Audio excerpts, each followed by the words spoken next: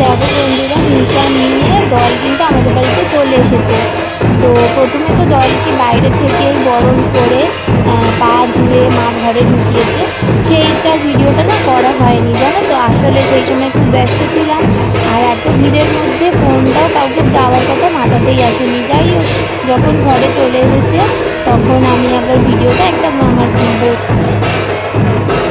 বৌদি বা মামি কিছু একটা হবে, ওনাকে দিয়ে করালাম ভিডিওটা, তাও আমি নিজে করতে পারিনি।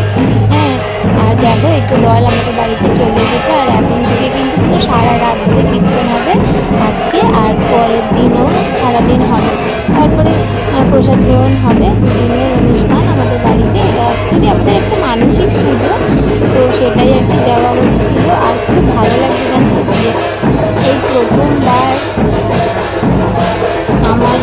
আমি আমার বাড়িতে কোনো অনুষ্ঠান পেলাম যেটাতে কী বলবো, নিজে হাতে অনেক কিছু জোগাড় জানতে করা, খুব মজা লাগছে। আর আমার এমনিতেও ভালো লাগে এইসব।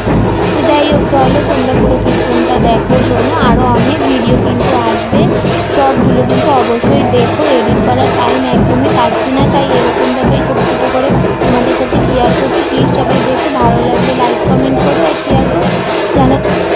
চ্যানেলে নতুন হলে চ্যানেলটা সাবস্ক্রাইব করে অবশ্যই আমার পাশে থেকো।